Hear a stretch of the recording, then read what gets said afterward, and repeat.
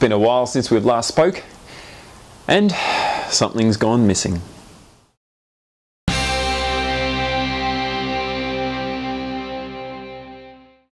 So last time out, I had this car at Sandown Raceway, pumping out some pretty good times. It ran really well for pretty much all day.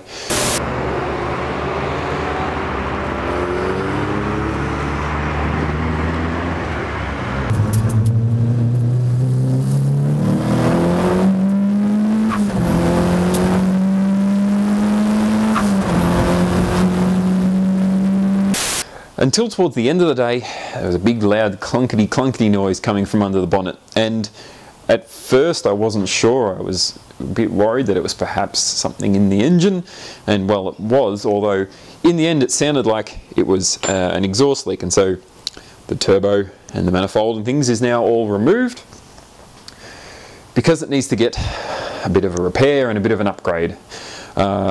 So I ran a 2560 S14 turbo previously, and as part of this repair slash upgrade, I've gone and bought myself a new 2860, brand new, out of the box 2860. So it's a GTX 2860R, I believe.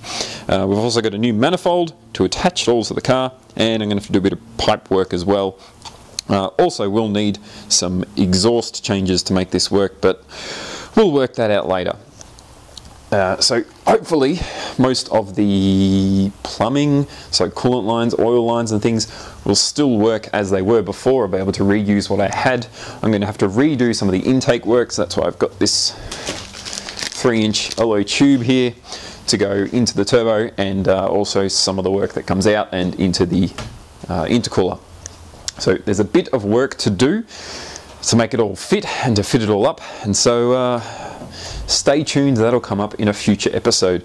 But yeah, hopefully once I get all of this reattached, we can start the car up, and fingers crossed all my clickety clackety noises aren't something wrong in the engine and it was just the exhaust leak that was making all the racket.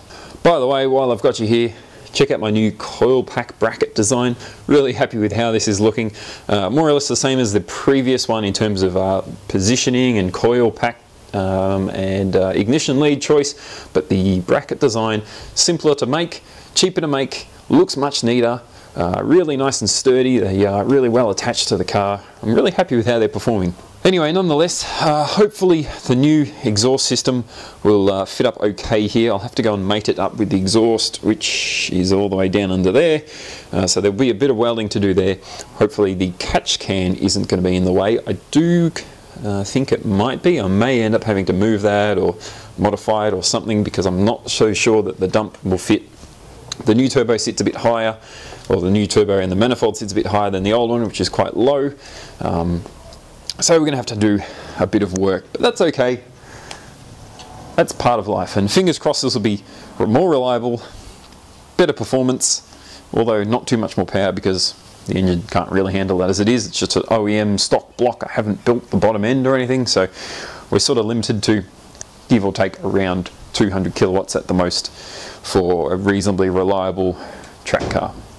Anyway, that's a status sort of update on the car and where it's at, and so hopefully in the next few weeks we'll have this turbo fitted up, running and working again. Probably going to have to retune the thing, but such is life. But after one real proper event, we've already had a slight delay. That is part of life.